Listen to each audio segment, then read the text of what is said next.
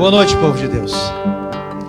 Paz esteja com todos, amém? Graças a Deus. Coloque a mão no seu peito, levante o seu semblante e ore assim comigo. Diga assim: poderoso Deus, amigo de todas as horas, eu venho expressar a minha gratidão, eu venho elogiar todo o seu cuidado, reconhecendo que o Senhor é o autor da vida, aquele que nos projetou e tem nos chamado, despertando-nos para uma grande obra. Eu venho te agradecer pela vida, pela família, pela saúde, pela paz e por toda a provisão que só encontramos no Senhor. Venho pedir ao Senhor que revele a tua palavra ao meu espírito, para que seja esclarecido os meus passos e o Senhor seja agradado diante das minhas escolhas, em nome de Jesus, amém. Graças a Deus. Abra sua Bíblia no livro de Jonas, capítulo de número 2. Livro de Jonas, capítulo de número 2. Nós vamos ler o verso 1, 2, depois o verso 7 e depois o verso 10. Livro de Jonas, capítulo de número 2, verso de número 1, 2, depois o 7 e o 10.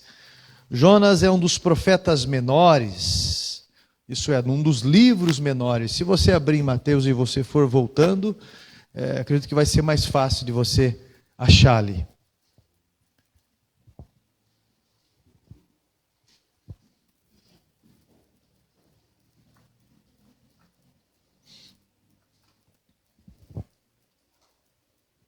Todos acharam? Diz assim a minha tradução. Capítulo 2, verso 1. Então Jonas, no ventre do peixe, orou ao Senhor seu Deus e disse: na minha angústia, clamei ao Senhor e Ele me respondeu. Do ventre do abismo gritei e tu me ouviste a voz. Verso 7.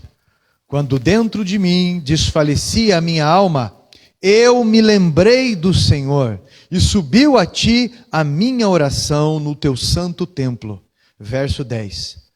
Falou, pois, o Senhor ao peixe e este vomitou a Jonas na terra. Amém? Assente-se, por favor.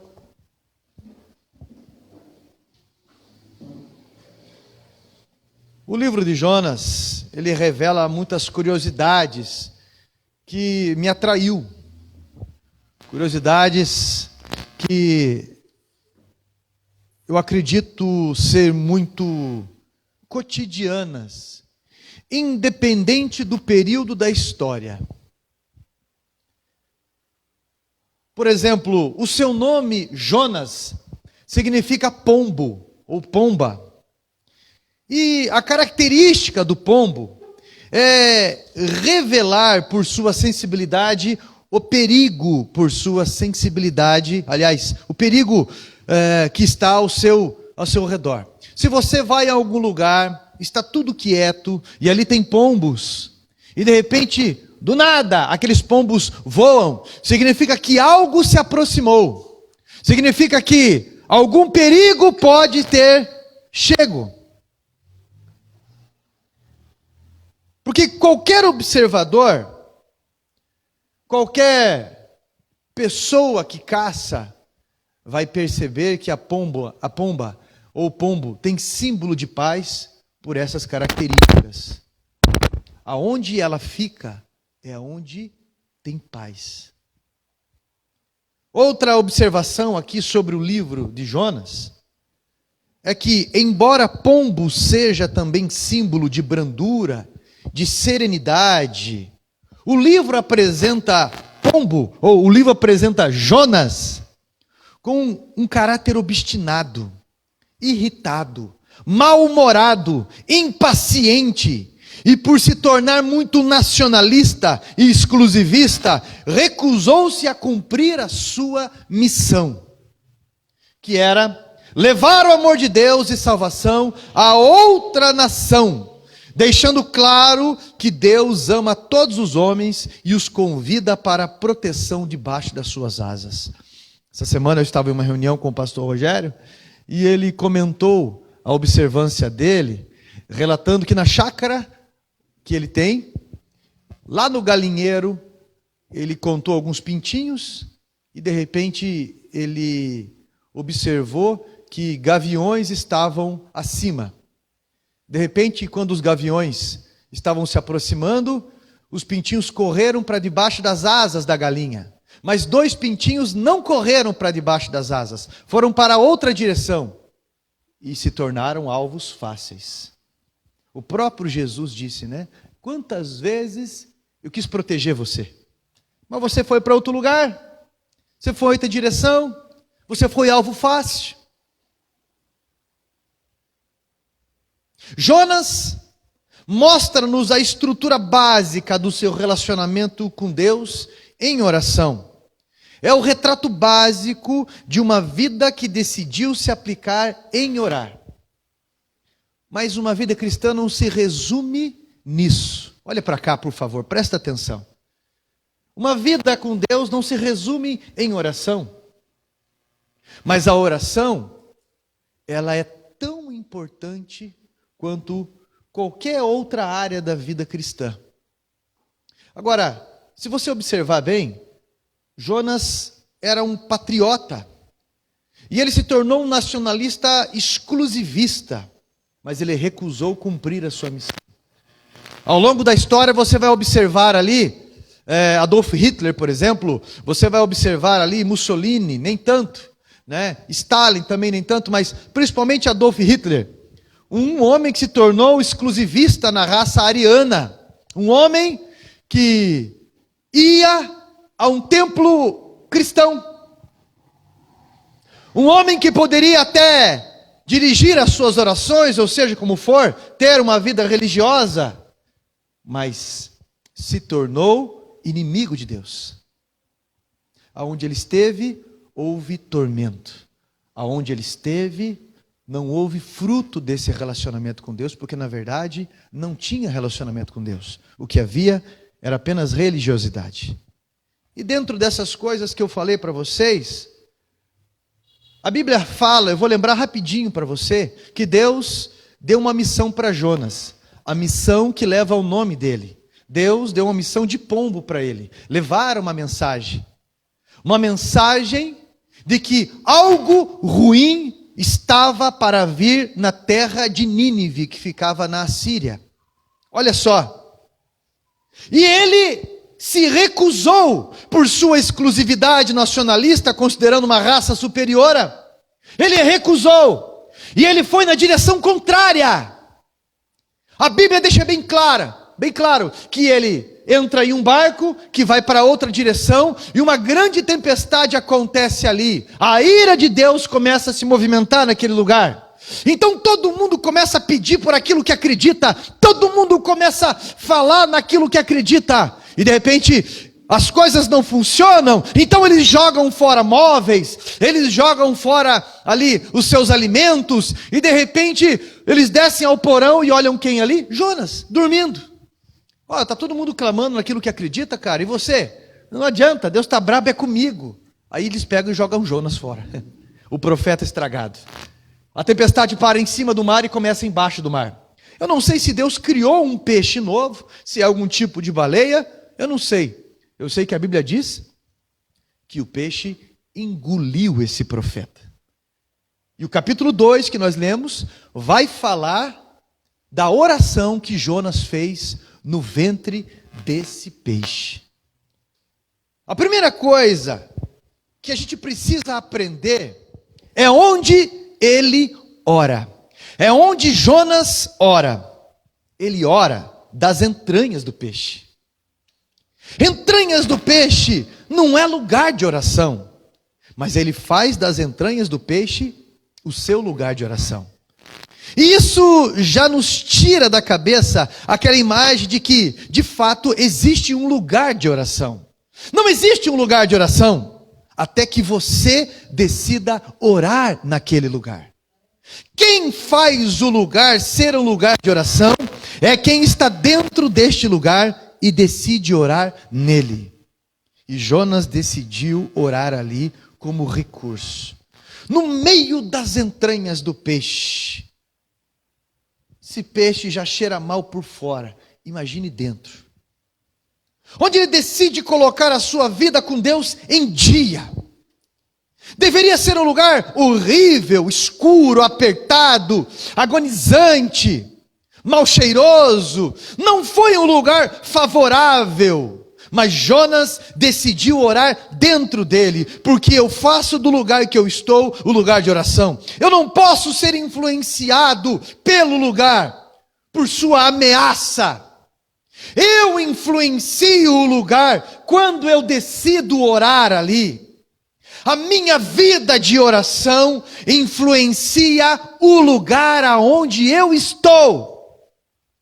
E nesse lugar, Jonas, em oração, coloca as suas crises, coloca os seus pesares, suas dores, seus rancores, angústias, seus gritos, seus lamentos, porque a oração me faz conhecer quem eu sou, principalmente nas crises.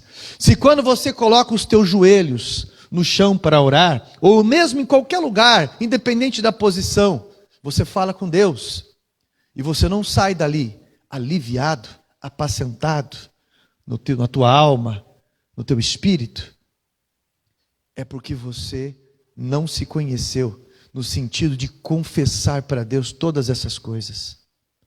É muito importante esvaziarmos, lavarmos a nossa alma em oração. Entenda uma coisa, a segunda coisa que me chama a atenção.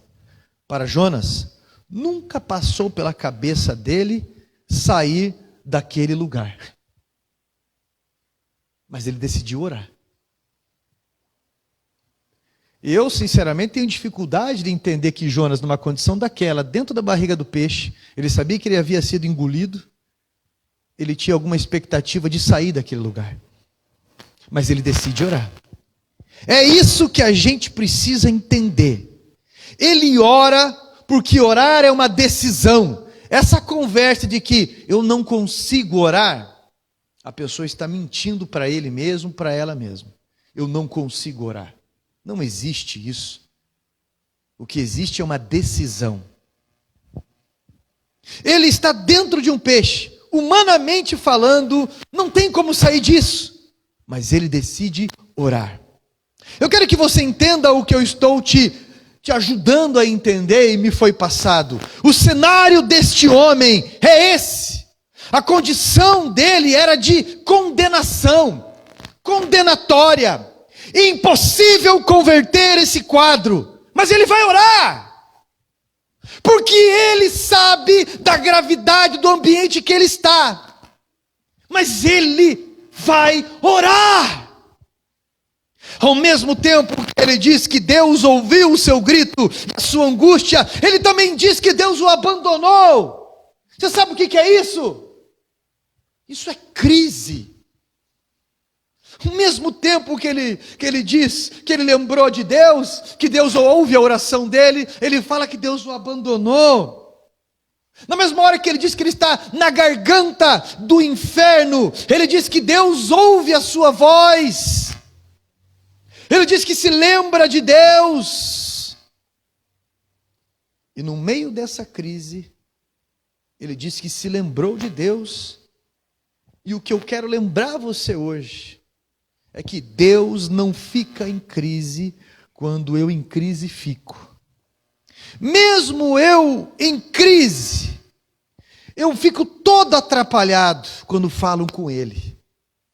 Quando eu fico nervoso e vou falar com Ele, eu posso ficar repetindo um monte de coisa. Porque para Deus não pesa os meus atrapalhos quando eu oro, mas o fato de eu estar orando, me abrindo com Ele, isso pesa. Então não pesa principalmente o que Jonas está falando, mas o Jonas que está falando com Deus, o que é importante para ele. Então Deus não fica em crise Quando em crise eu falo com Ele. O importante é ser verdadeiro com Ele. Apresentar as feridas para poder ser sarado. E quando conhecemos as Escrituras, teremos rumos melhores da oração. Porque a busca por Deus nos aperfeiçoa nesse relacionamento. E à medida que Jonas vai falando das suas crises, das suas revoltas, dos seus desequilíbrios e exaustão, no final disso tudo, o texto diz que Deus falou com quem? Verso 10, Deus falou com o peixe. Às vezes pode ser frustrante você orar a Deus, ficar nessa expectativa e Deus não responder você como você gostaria que fosse. O quarto ponto que me chama a atenção: tudo que a gente espera é que Deus fale com a gente depois que a gente falou com Ele. Mas Deus não é refém da minha oração. Deus vai falar com o peixe. Jonas não tem noção do que está acontecendo, mas na medida que ora, Jonas amadurece. Na medida que ele ora, ele cresce, cria raízes, ele se desenvolve. Na medida em que ele ora, é tratado, é recuperado, é estabelecido. Sem Jonas saber, Deus está conduzindo o peixe. Deus não é ansioso como eu, Deus não é ansioso como você, Ele trabalha sem essa limitação, e no final de cada crise, percebemos que Ele trabalhou o tempo todo, como Ele está trabalhando agora. O fato de Jonas se ligar com Deus, fez Deus mover o lugar. Deus criou o homem para se relacionar com Ele. Foi isso que está escrito. Foi isso que o profeta deixou registrado no livro de Gênesis. Que Deus, na viração do dia, toda a viração do dia, ia se relacionar com Adão, com Eva.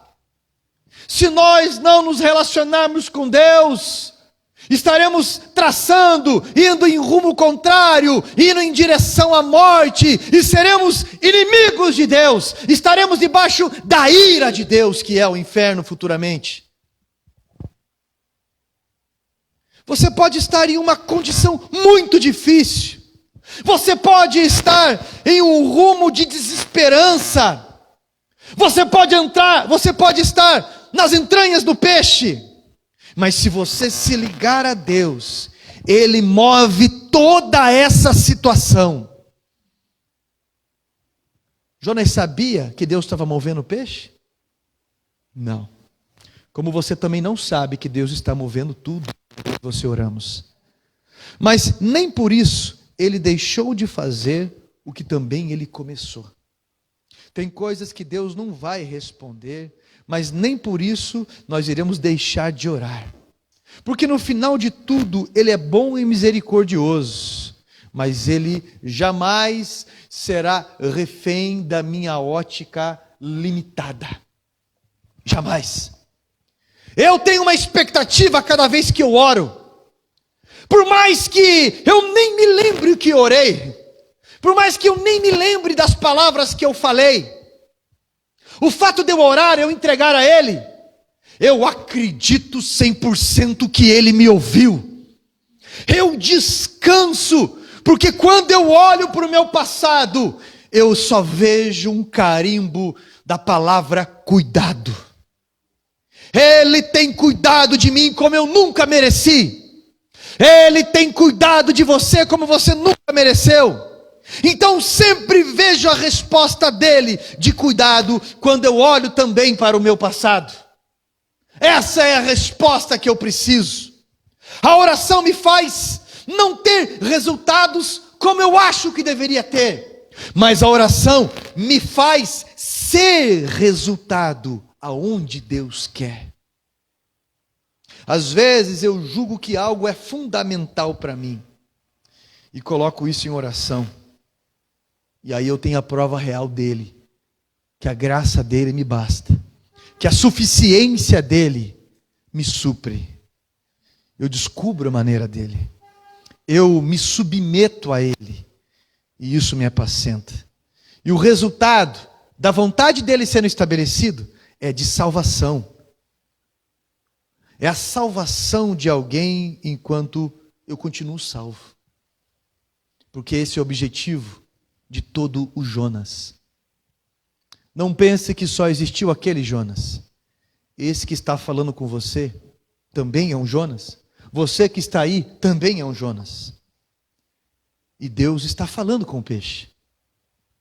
E o peixe, a Bíblia diz no verso 10, vai vomitar Jonas na terra em que ele estava fugindo. Olha só, eu vou repetir essa frase para você.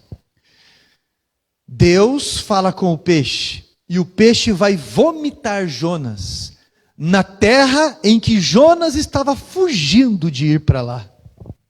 O quinto ponto que me chama a atenção. Só tem um jeito da gente suportar a terra, o lugar que a gente queria fugir. É tendo uma vida de oração. Jonas, sem perceber, está sendo estruturado para pisar em uma terra que ele sempre rejeitou. E é só através da oração que isso acontece. Deus o leva até onde Jonas não queria estar. O próprio Jesus disse isso a Pedro. Você me ama mesmo? Quando você era mais novo, cingias a ti mesmo, você cuidava da tua vida. Mas agora, você vai para muito lugar que você não quer. Você vai fazer aquilo que você não quer. O teu orgulho, ele pode querer te atrapalhar. Preste atenção nisso. O teu egoísmo pode querer te atrapalhar nisso. A tua vaidade pode querer te atrapalhar nisso. Mas o plano dele irá se cumprir. Jonas olhava para um lugar de remorso e vingança. Porque se você estudar o povo da Síria, você vai perceber ali um povo que na cultura a cultura militar deles, eles entravam na terra dos seus inimigos, eles conquistavam e eles pegavam de uma tribo, de uma nação, de uma região, e eles misturavam as culturas para que ninguém criasse de novo vínculos e se levantasse posteriormente para destruir o Império Assírio. Olha só, outra coisa que era a cultura assíria era arrancar a pele de alguns dos seus inimigos. Gente, e deixar eles amarrados no sol. Você já puxou aquela pelezinha assim de cima da unha? Quando sai mais comprido? E dói, né? Imagine isso no corpo. Eu não sei a proporção de que era feito isso. Eu sei que se você, eu, branco como eu sou, se eu ficar no sol, aqui de Curitiba, que é a Sibéria do Brasil, eu já fico todo vermelho. Imagine sem pele. Lá no Oriente. Outra coisa que eles faziam com os seus inimigos era enterrar o inimigo até o pescoço, deixar ele com a cabeça para fora e ali colocar mel na cabeça e deixar com que as formigas do deserto devorassem aquele homem. Imagine o nível da dor. Imagine a tortura prolongada, agonizante daquela pessoa. Então, quando Jonas olhava para Nínive, quando Jonas olhava para a Síria, ele fazia muitas vezes como nós fazemos. Também, olha lá, foi dito. Você acha que não ia chegar esse tempo? Também, olha aí. Aí Deus está falando para Jonas: Jonas, quero que você vá lá falar do meu amor para eles. Olha o que eles fazem, Senhor. Olha o que eles fizeram com o meu povo. Olha o que eles fazem. Não, eu não vou lá. Os caras merecem, Senhor. Os caras merecem. Olha o que fizeram aí. Jonas olhava para um lugar de remorso. Olhava para um lugar de vingança. Mas Deus olhava para um lugar de perdão. Um lugar de cura. Jonas olhava para um lugar de indignação. Isso é um lugar indigno. Deus olhava para o lugar de salvação. Jonas estava limitado por seu orgulho, por sua vaidade e por sua indiferença. Mas ele é vomitado naquela terra.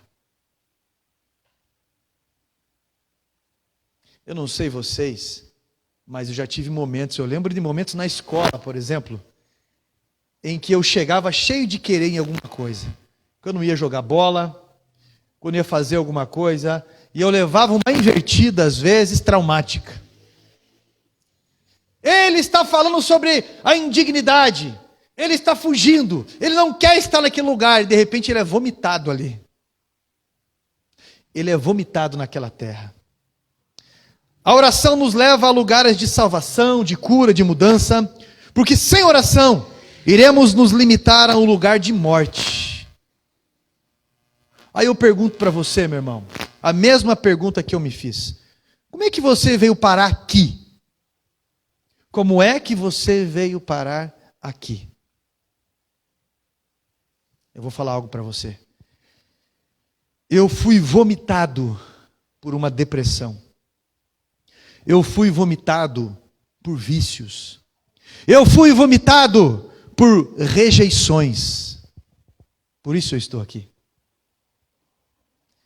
Eu lembro quando eu era menino e eu fui numa videolocadora, e ali eu não assisti aquele filme, mas aquilo ficou gravado na capinha de um dos filmes.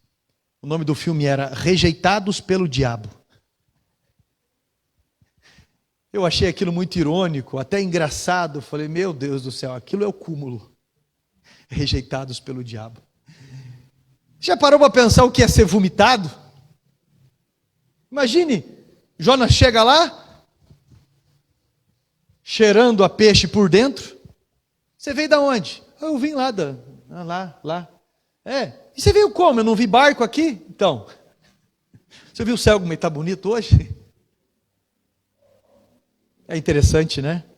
Todos nós viemos vomitados de alguma situação. Todos nós viemos. As vias de oração me levam a lugares de salvação, de cura, de paz. Ela me tira do lugar de morte e me leva para uma missão que tem o meu nome, que tem o propósito do meu nascimento, o propósito do fôlego de vida que Deus me deu. No caso de Jonas, pombo, aquele que avisa que a destruição estava perto. E eu me dirijo hoje a alguém que está em Nínive. Eu me dirijo a alguém hoje que está numa condição temerosa. E como Jonas, eu também digo para você, há esperança para você, porque houve esperança para mim. Deus me livrou da morte para te dizer que você pode ser livre da morte eterna. Se você lembrar dele e se arrepender, assumir a tua missão, orando a ele, vai avançar de uma forma mais apacentada, mais confiante nele, ligado na eternidade. Hoje eu me dirijo a alguém que está em Nínive. Hoje eu trago à memória alguém que está na barriga, nas entranhas do peixe, recebendo um chamado de Deus para fazer a obra dele como convém. Se coloque em pé em nome de Jesus Cristo.